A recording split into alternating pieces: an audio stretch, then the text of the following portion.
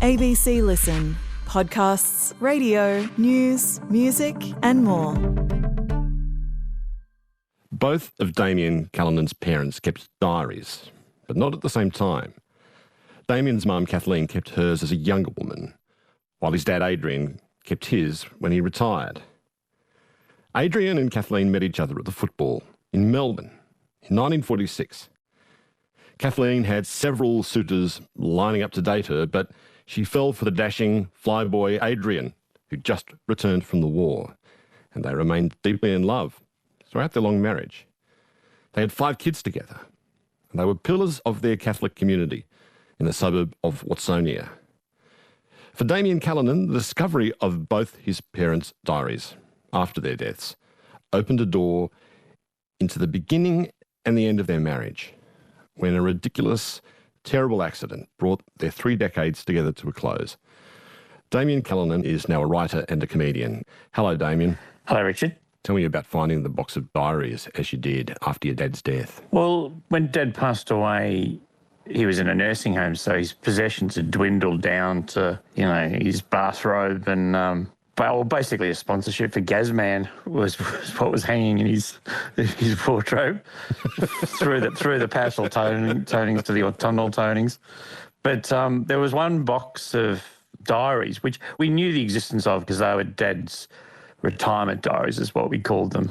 After he retired, he was a very successful school headmaster and he had decided to write his memoirs. And I think almost as part of the process of that, he started documenting his life. It was interesting that he chose the least interesting phase of his life to document.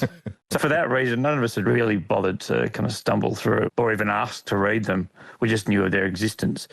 But for some unknown reasons, on the night of Dad's funeral, when the siblings were all back at my elder sister's place and it was just the bare bones of the immediate family, the box got dragged out and I just started going through it and we found kind of like notes Mum had written to help Dad write his memoirs. He never finished his memoirs. He decided to document his life from the beginning of their relationship. And he got as far as my birth and ran out of steam. I'm the youngest, which merely confirmed suspicions that I was adopted, and he just didn't want to deal with that tricky terrain, put it in writing. So anyway, within the box, I found some much smaller diaries, and there was one that's roughly 10 centimetres by 7 centimetres, and I opened it up, and I knew straight away that it was in Mum's hand. She had beautiful cursive script, and I kind of flicked through the pages and went, this is from 1946. And none of us knew that she'd ever diarised. And I soon realised that it was like written at the time, like it was, and Mum turned 19 in June of 1946. So it begins as this 18-year-old girl straight after World War II. And it was incredible. It was not only a wonderful social document as she kind of articulated the details of the Victory Day parade in, I think it was in June 1946, after VE, or the year anniversary of VE Day, and her kind of reading to stricken soldiers out at Heidelberg Military Hospital. But we also realised it was chronicling her meeting Dad. And it was just extraordinary. I started reading it out to my family, and this 19-year-old version, you could still hear Mum in there, but this 19-year-old version of her just came to life, and it was a gift. This woman that you encountered in the diary, she's much younger than the mum you remember. Yes. Is there some sort of shock in that, seeing your mum come to life with such immediacy in her handwriting on the page as a teenager? Look, absolutely. I was the youngest too, so Mum was 38 when I was born, so my first memories of her are in her 40s. There were elements of it that triggered stories and thoughts. Mum was a very attractive and vivacious woman. They talked a lot about the dances, but anyone, I think, when they're recalling their past, tends to fall on a series of stories to encapsulate their courtship. So they become repetitive in a sense. But this was delicious new material that I don't even know if Mum recalled some of the things that she was writing about. And yes, the idea that she was courting not just Dad. She had 4 or 5 suitors on the go, and there was one One fella he just wouldn't take no for an answer. He was hanging around like a blowfly. How does she describe these guys anyway? Mum was a very diplomatic person, so she rarely wrote anything nasty. She rarely said anything nasty, but there's one exchange where she ends up being asked to go to a ball with this fellow, Jack, and at a group of friends, and she blames her other friends for encouraging it. And she's like, I could have wrung Jack Ferguson's neck that I was put in this position. But most beautifully, this other fella, Ron Rogan. So Jack, I think, was quite benign. He used to just sit on the back doorstep like a puppy dog, panting, waiting for, Mum to appear. Whereas this other fella, Ron Rogan, was a little more forward. At one point, she describes him as being a member of the Wandering Hands Society. So then how did your dad, the glamorous flyboy from the RAAF, swoop down into her life, Damien? Well, Mum had been ensconced in a social group. And in those days, she called them crowds, which was lovely. Went to the movies with the Mentone crowd. And she had befriended a group who she referred to in the diary as the East Boys. And the East Boys were all members of the East Brunswick CYMS, Sporting and Social Club. And in the diary, she describes going down to CYMS, one of her best friends, Pat Cullen. And it's a really long entry. It's the first time she goes into any detail. And you can almost sense it coming. She says that the other East Boys brought Adrian over and she said, we haven't met him previously because he's been away with the RAAF. And there's almost a sense of pride or intrigue. And then she goes into quite a lot of detail about the rest of that day, which ordinarily she might have swept over. Hindsight tells you she was smitten. There's a change in tone when she meets him. And these other guys are still sniffing around too. That's the delicious part of it. But there's one night where she describes Dad and their first kiss, and it's just delightful. But then the next day she bloody goes to the movies with Ron Rogan. Rogan again, is it? I don't know what I think about that Ron Rogan. No. But your dad prevailed, obviously. Dad did prevail. Your dad was an amateur actor. Did your mum get to see him perform? Yes, she did. And this was the story that was most retold of their courtship. Dad was at Melbourne University at the time, studying Bachelor of Commerce, and did his kind of education year out of that. And he was often involved in theatre companies, even after his teaching career became his main focus. He began the Bacchus Marsh Amateur Theatre Company himself, which was where his first teaching post was. And he was cast in a play called He Was Born Gay by Emmeline Williams. And one of Dad's favourite stories was, my first date was taking your mum to see me, and he was born gay, and always hitting gay very hard. Gay in that sense, of course. I suppose I meant happy and blithe and delightful, yes. Right? So, but of course, in the 1940s, gay had different connotations. There are many movie titles with the word gay in it. But there's some glee at the end of the night when Dad chooses not to have supper with the cast and go home and have supper with her. Oh, that's lovely. Was there an issue with religion? Was it important for your mum that your dad was on the right side religiously? Yeah, I don't think Mum and Dad ever articulated that with me. But in recent times, through the pandemic, I started a family podcast, for want of a better term. I've been interviewing various members of my family and putting their stories down on record. And as part of that, I've interviewed Mum's surviving siblings. She was only one of three. In fact, the other two are still alive. And they talk about their father as being very judgmental in that respect. That and when Dad came along, that not only was he Catholic, but they went to the same Catholic school, Parade Christian Brothers. Yeah, and I had not realised that it was as laid on as that. And then I think in later years, her parents softened, and certainly my mum and Dad's attitude was very much not that. They were devoted Catholics rather than devout, but very accepting of all types and very accepting of our decisions to not continue with the folly of wasting an hour every Sunday. How religious was your mum's childhood? Very much, it seems. And again, most of this I've kind of gleaned from the diary rather than her telling us. She was regularly at sessions. I think it was the third Sunday of the month. I became intrigued, just the line, Children of Mary would be written, and often no description. So I kind of went down the rabbit hole of who the Children of Mary were. And I've never heard of them. Who are they? Well, it's a youth movement, largely female. If you go into the finer details, men were kind of involved. Well, of course, they were in the patriarchal nature of the Catholic Church, but every photo of a group of children of Mary's always got the priest sitting in the middle. My understanding of it is that they, in Australia, kind of became the place that young girls could show their devotion because they couldn't be altar serfs, they couldn't be altar boys. In those days, it was all about the boys. So they would meet on a Sunday and do, I don't know, sing hymns, but they'd all sit together in church.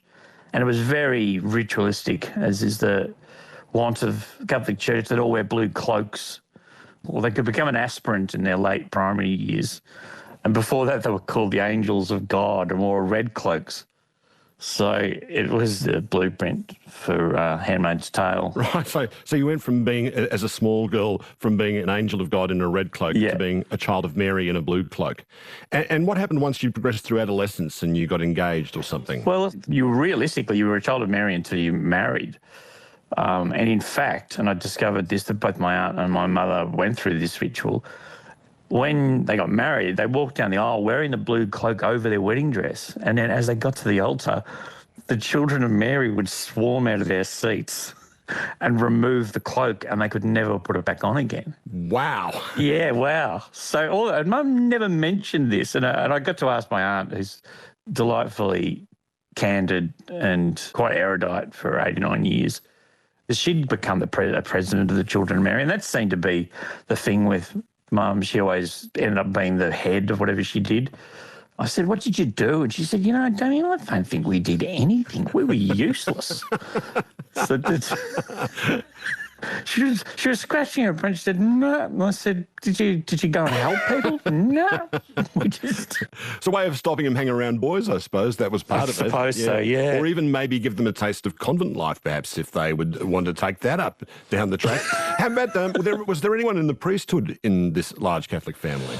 Yeah, John, her brother, who was much younger, he came along. He was the gift the family always wanted, the spoiled young boy, and he went on to join the priesthood. And I recently interviewed John as well, and he left the priesthood. He got into Catholic family welfare as a career choice within the priesthood, and then went and studied in the United States at Fordham University in New York, and in the process kind of came out and married, and now has a new wife, lives a very happy life over there. But he said it was almost a given, all the familial pressures that someone in the family joins. Was it a bit like Saturday Night Fever, when Tony Monero's older brother quits the priesthood and there's great tension in the family? How did he break the news to the family that he was stepping back from this golden ticket to heaven, though, Damian?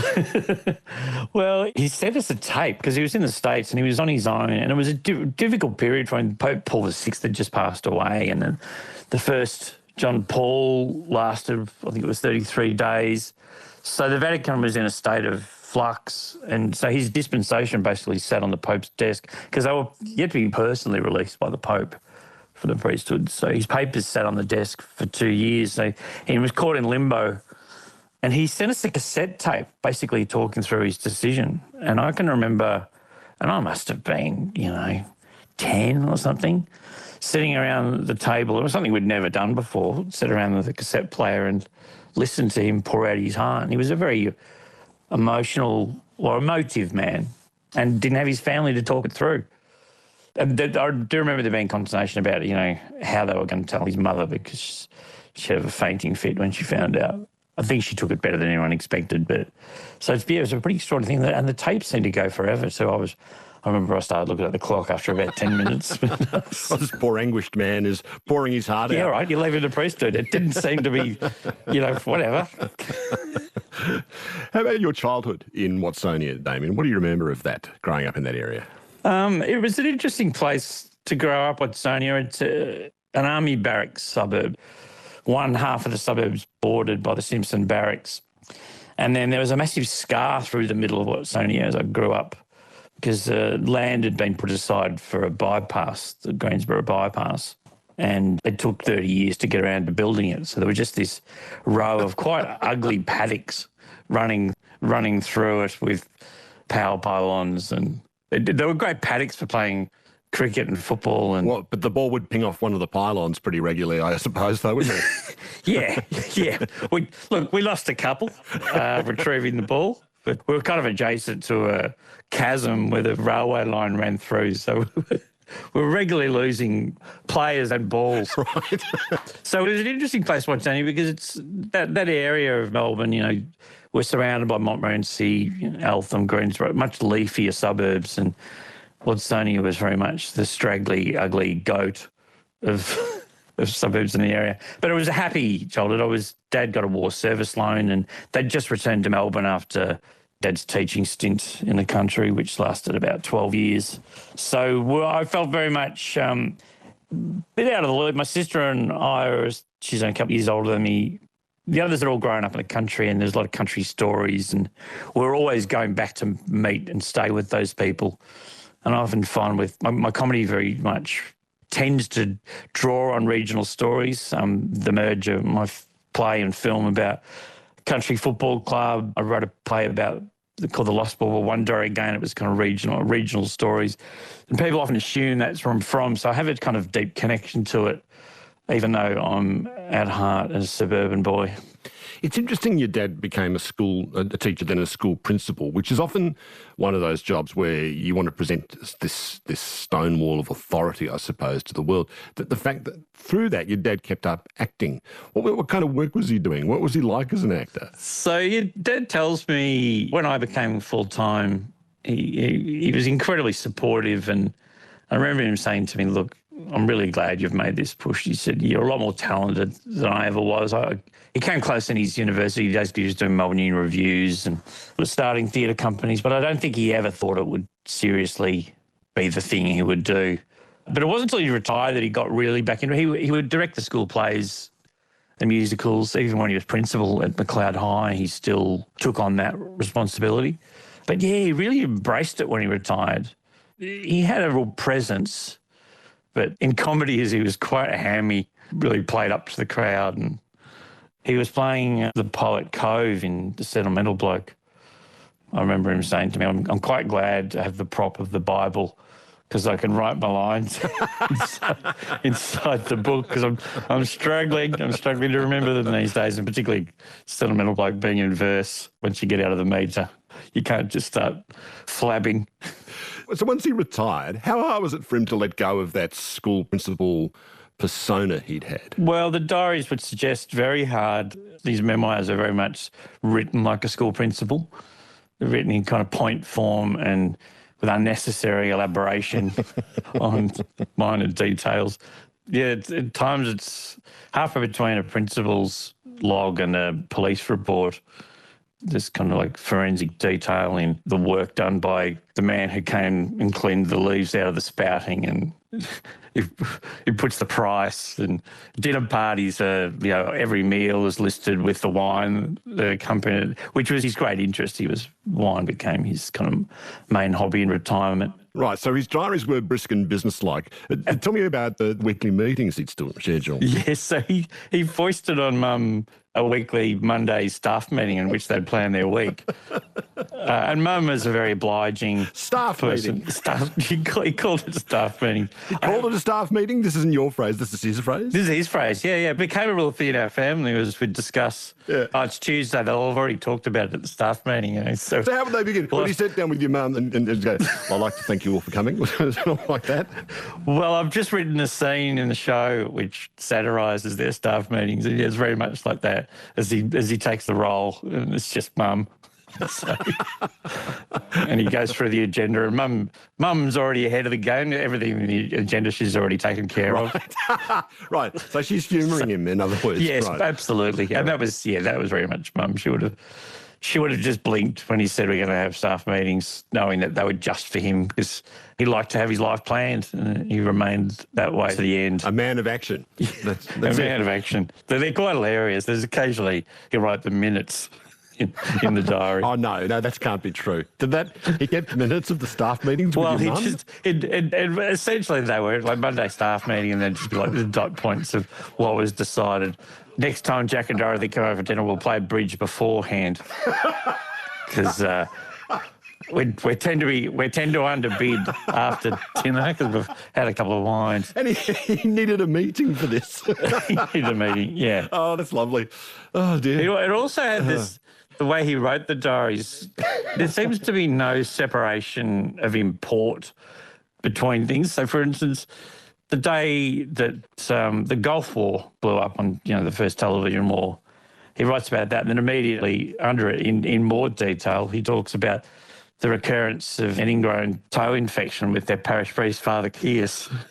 Right. Saddam Hussein invades Kuwait. Scud missiles fly into Israel. Bloody toe infection. Father Kearse readmitted to hospital with toe infection.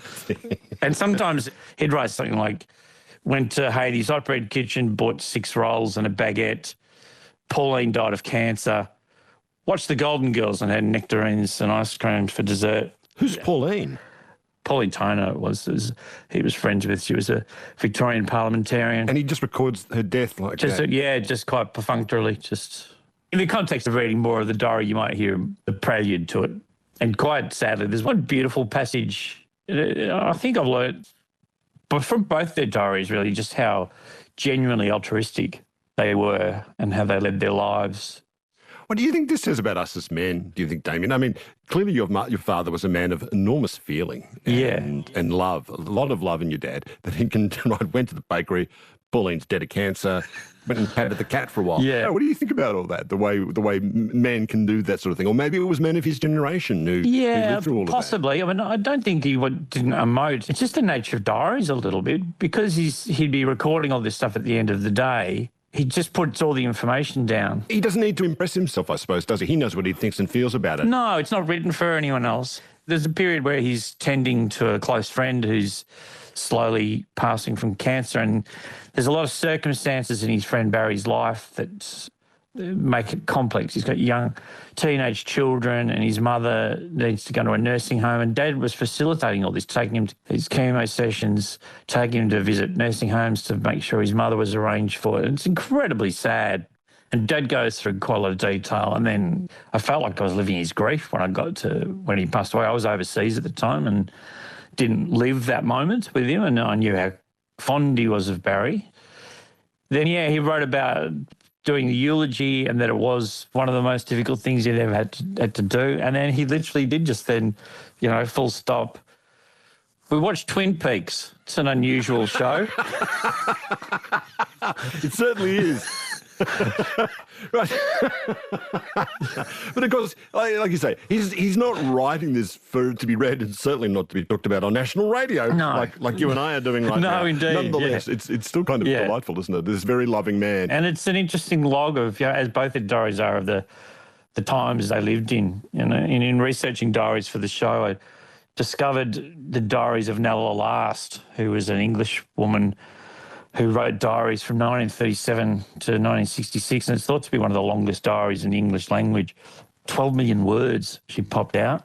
And it was actually part of a thing called mass observation that was begun by anthropologists in England in the 1930s who decided to record the everyday experience.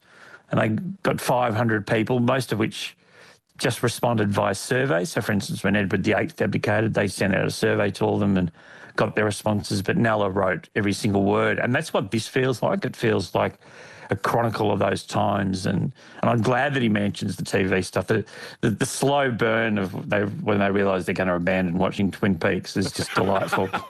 The problem with writing a diary, though, in real time, as it unfolds in real time, is by the time you get to the end of reading it, you're dead, aren't you? I mean, that's the thing. It's like having a full-scale roadmap. By the time you point to where you want to go, you're there, aren't you?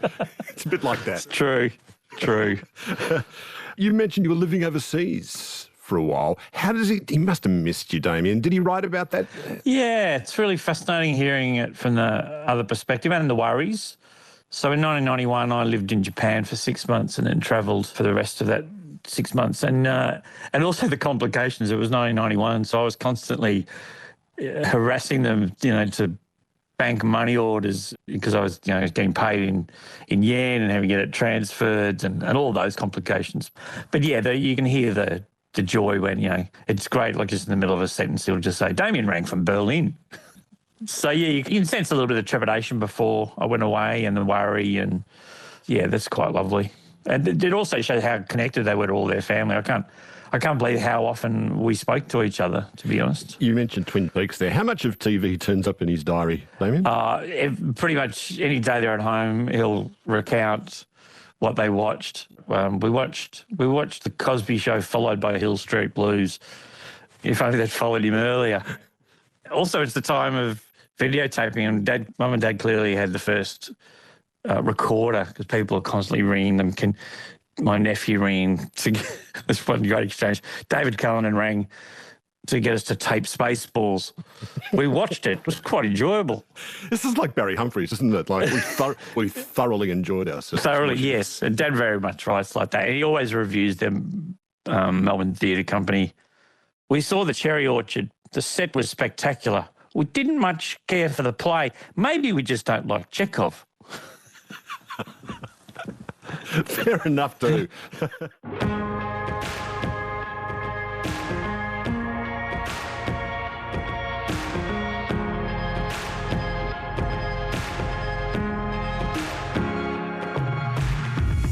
Podcast, broadcast. This is Conversations with Richard Fidler. Hear more conversations anytime on the ABC Listen app. Or go to abc.net.au/conversations.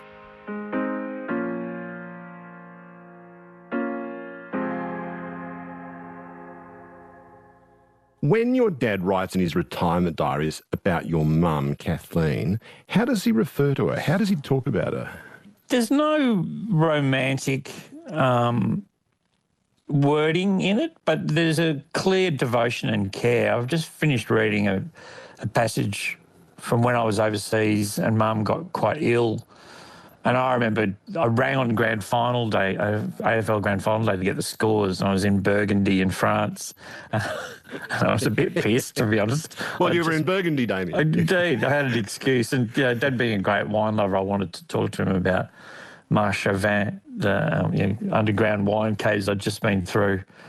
And Dad revealed that Mum was quite ill. At that point, they didn't know what it was, and she'd been in and out of hospital. And I do recall sitting on this stone wall after the conversation and kind of sobbing. When you're away, you're not directly connected, those things. And they didn't know what was wrong with her as well. But I remember then reading the diary leading up to that day, and the worry and care of my father's writing as they kind of go through this together showed the depth of his love. Why do you think they got on so enormously well together, your mum and dad? I mean, insofar as a kid can perceive the real mechanics of their parents' marriage. Sometimes, I mean, when you're a kid, you can see it up close, but you miss, I think, about 90% of it, or at least half of it or something. I don't know. But what do you make of it anyway, Damien? I don't know. It never seemed to me that they ever ebbed away from that being besotted with each other. Just the way they looked at each other, and I can remember as a kid watching them on the dance floor. They would always dance together if a band started up, and I can remember standing on the table at the Manhattan Hotel in Ringwood so I could see them dance, and got into trouble for standing on the table. But they kind of would... Well, yeah, it was the Manhattan Club in Ringwood, wasn't it? I mean, the Manhattan Club in Ringwood, you don't go standing on tables in a fancy joint like that. No, unless there's a stripper in the front bar. They're the only ones who are allowed to stand on the tables. But what was it like to stand on the table and see them dance? Oh, look, I don't know. I just remember it really clearly because I just wanted to keep watching them, and they'd kind of danced around the floor and they kind of went out of sight. And they just always enjoyed each other's company, and even through the diaries, if they're not doing anything on a Saturday night, Mum will cook a dinner party just for the two of them, and they look forward to that as much as going out with friends. There just always seemed to be that spark, and not just devotion to each other. It didn't turn into just a habitual partnership. There was always a romantic love that stayed to the end, which was just beautiful to witness. It sounds like their retirement years were among their happiest together. Yes, absolutely. So, it's been childish when I said the least interesting part, but they did have a really good time. They were, as I said, being quite altruistic and doing things for other people, but also, going on holidays, and they had a couple of overseas trips, and yeah, they lived a good life. How did they go when they moved into a retirement village, or assisted living as we might call it these days? Dad struggled. Mum couldn't have been happier. It was at a point where Dad really struggled with the kind of selling a house and finding a house, and I can remember him. He suffered from depression a few times in his life, and that was one of them. It's the first time I kind of heard him talk like this, and it worried me. He said, I haven't been able to provide a home for your mother, which just seemed like a ridiculous thing to say, but the pride in him, that he'd worked all these years and he'd sold his home, he didn't have one to move into. It just, it really hit him. And he was not losing his faculties so much, but just losing his self-confidence. And my elder sister in particular kind of rallied, and Mum was all for moving into a retirement village, but Dad wasn't. And eventually they spoke to enough people who were living in this particular one not far from them, and when they moved in, he just completely changed. He just loved it. And Mum was, I'm living here in a box. This is it. We love it. And did they have like big do's? Did you go to any of the do's they had there, Damian? They had happy hour, and which was like watching Cocoon, to be honest. That would have been a bit untidy, I would have thought. Yeah, people getting up and telling vastly inappropriate, politically incorrect jokes.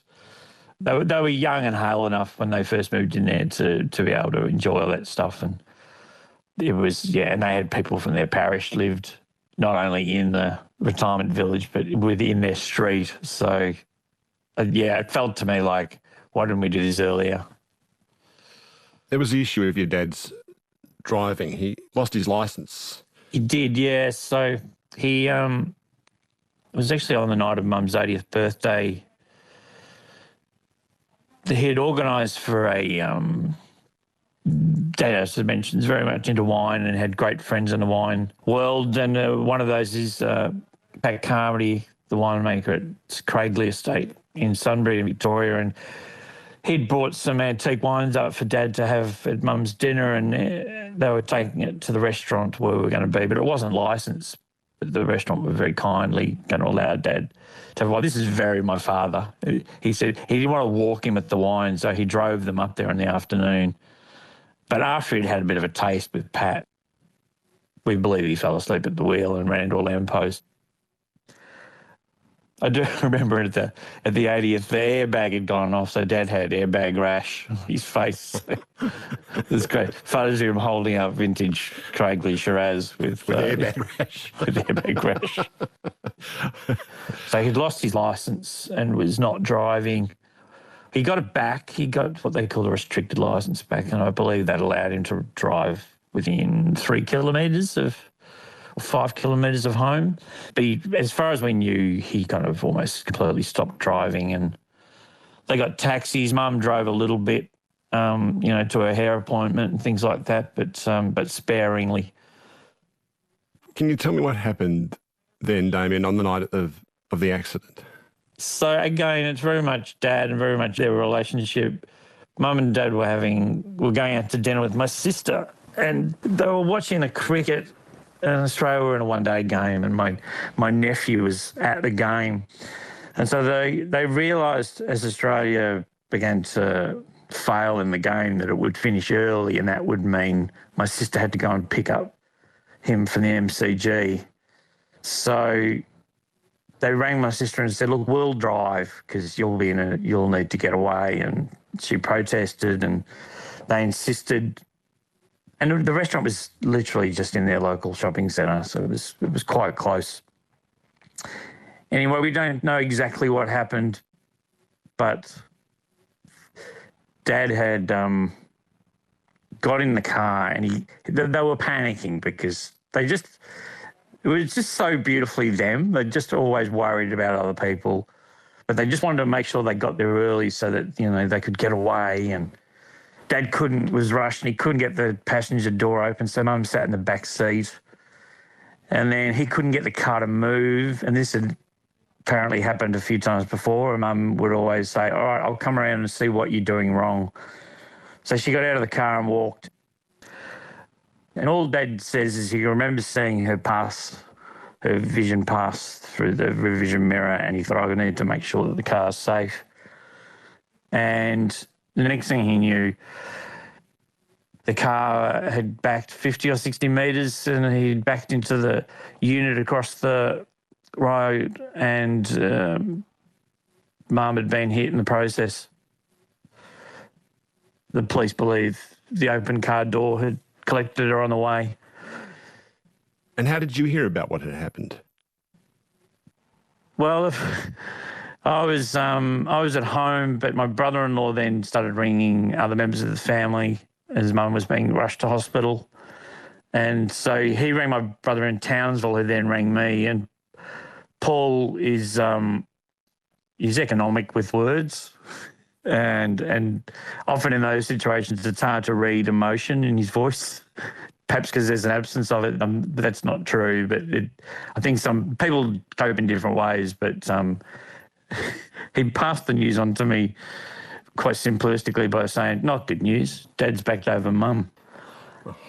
And I recall, obviously at the time, I was devastated, but I remember after a few days having as you tend to do, you get away from your family. And I was talking to my friend Mickey D, fellow comedian, and I told him how Paul told me, and I could finally laugh at it, even though that was the day I found out, the doctor had said to us it was a non-survivable brain injury. But we then started speculating what the comedy festival show would be called, whether it be Not Good News or just Dad's backed over Mum, or all the variations, the kind of conversations that comedians have with one another. But I certainly needed at that point just the black comedy coming out and helping with the catharsis, as I was literally dealing with, some family members not accepting the situation as quickly as others. And my immediate family were great. It was just more kind of peripheral family members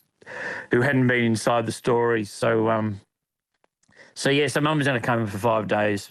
What did you see your dad do as he had to watch her life ebbing away? It was interesting. We were all kind of maintaining a vigil in there, and he was 83, so we weren't expecting that. But he kind of became a bit peripheral in the scheme of things as we worked through it. But also we were all so, as often happened when we told the story, people just became immediately worried for him and about him. But he remained quite stoic through it. And I remember quite early in the week him saying, your mother would hate it if I had lost the plot as well, and that this tragedy would lead to you losing both of us. Did he talk to her? He did, yeah. There was one point where he spoke, and this is where their faith came into, I suppose it formed a great function for him. And he spoke to his priest, and the priest said, look, why don't you apologise to her? It's an accident, and I was there when he did that. And it's one of the most incredible acts of love I've ever witnessed, as he stood over her and, the tears were dropping under her cheeks, and he apologised. And it was a beautiful thing to witness, this proud, stoic man completely submitting to the occasion, and he wasn't there when I was with Mum when she passed away. It was my partner Joe at the time. We were the only ones who were physically there, so it was a very different experience for me. By the time I saw him straight afterwards, she'd already gone, and he was in quite a different place. And he diarised it, kind of the details, bare details again, but occasionally he would say something quite emotional. He said, him kissing her goodbye after she'd passed away. It was quite devastating to read that. He wrote in quite a lot of detail about the rosary and seeing all family from all around the world who'd come to be, in Australia to be there. And then he finished it by saying, went home and watched the Allen Border medal.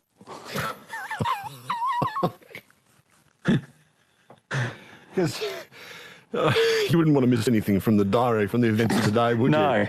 No. He wrote it 3 days later, I think it was, and it seemed almost pointed. He wrote it in the middle of the diary. He just wrote one sentence, started to plan life beyond Kathleen, which was gut-wrenching, but also, it was like he was putting a line through it. Not forgetting her, but, Drawing a line under their life together. Yeah. It's an acceptance. You delivered this wonderful eulogy for your mum. Do you remember what you said about her? You're able to talk about the kind of things you were able to say about her.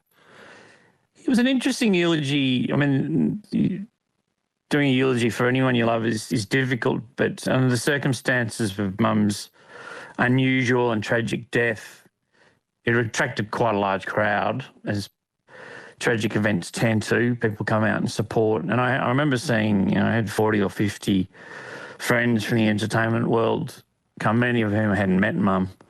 And I remembered thinking, the tragic death can often hijack the person's life. So I was quite conscious of telling her story and explaining who she was. So I dealt with it comedically. There was great pathos in it as well, but I wanted people to go away with the sense of, in hindsight, the joy of the 19-year-old Kathleen as much as the woman who'd sadly met her end in such awful circumstances. And I still think it's the proudest I've ever been of a public speaking moment for that reason, that it felt like it achieved that. How were your dad's last years without her, Damian? Initially, he really rallied, but he was declining.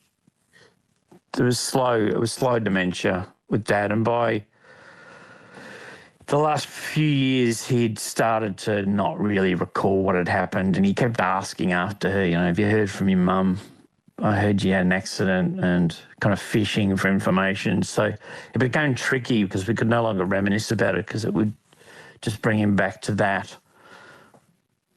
There were moments of great lucidity, and I used to find myself, if I was on my own with him, I could get him to a place where we could discuss, literature and plays. And Dad was a great reader, and as was Mum. Mum's a prolific reader, but Dad used to read to me as a kid. And so I started reading to him and reading the things that he'd read me. And it was interesting. It's a great, interesting exercise because there were moments where, I'd be reading him Corn Rigs and Barley Rigs by Robbie Burns, and all of a sudden he would just come in and on memory, the words would come back to him. This is a man who couldn't find his way back to his bedroom. How did you find out he'd died? He took ill quite suddenly and got rushed to hospital, and there was a couple of kind of traumatic days where we had to kind of make some calls. And I remember being on the phone with my sister who was with the doctor deciding whether there was going to be intrusive procedures to find out what was wrong with him. And we all agreed that shouldn't be the case. And then the decision was to get him back to his nursing home. And so I don't think any of us expected it to happen as fast as it did. I certainly didn't. But there was some urgency to get there to see him settled back at the nursing home. And I was driving there, and it was pouring rain on Friday night. I was driving through Templestowe. I was stuck in peak hour traffic. And so I was only about 2 kilometres away, and my phone rang in the car. I was on speakerphone, and my same brother Paul rang, and he said, "Where are you?" And I went, "I'm in Templestowe, stuck in traffic." And he said, "Don't hurry," using the same economy of language. But I could hear the tremor in his voice and knew he'd passed away. To write a show about their life together, you must know a whole lot of things about them now that you didn't know before, just by the time you've been spending with them, funnily enough, through their diaries. Do you see them more clearly or differently now, Damian? It's more of a confirmation of them, Richard, that they lived really full lives and were very devoted friends and parents and siblings. They just didn't take any shortcuts, I think, is the thing I've noticed. That there was never even though they lived for themselves as well, they had holidays and they went out to dinner, but they were constantly there for other people. And I think that's the lesson I've learned. And it's there in the 19-year-old diary and it's there in the retirement diary, which is extraordinary that, you know, the commitment that Mum was showing as a teenager, essentially, out reading and playing cards with disabled soldiers and volunteering at St Vincent's. But I think that's the lesson I've learned, that they just, no shortcuts. Damian, it's an amazing story. Thank you very much for sharing it. My pleasure, Richard. Thanks for helping tell it. I spoke with Damian Callinan last year. Damian's show, based on his mum's diary from 1946, is called Double Feature. And Damian is currently touring the show in regional New South Wales, and then he's taking it onto Brisbane, Darwin and regional Victoria. You can find the details on the Conversations website. I'm Richard Feidler. Thanks for listening.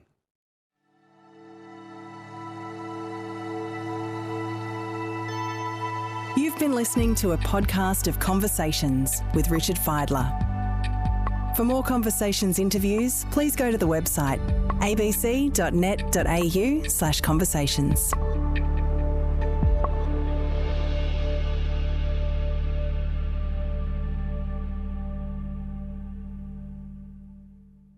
If you like conversations about big stuff, it doesn't get much bigger than parenting. I'm Maggie Dent, author, parenting educator, and the queen of common sense parenting. You may have heard me on Conversations before, a few times, but did you know I have an ABC podcast? Actually, it's an award-winning podcast. It's called Parental as Anything. We tackle those big parenting problems straight on, the big ones and the small ones, while giving lots of practical tips and common sense solutions along the way. So, if you have tweens, teens, grandchildren or little ones of your own, let me help you be the parent you really want to be. Well, at least some of the time. Find Parental as Anything in the ABC Listen app or wherever you get your podcasts.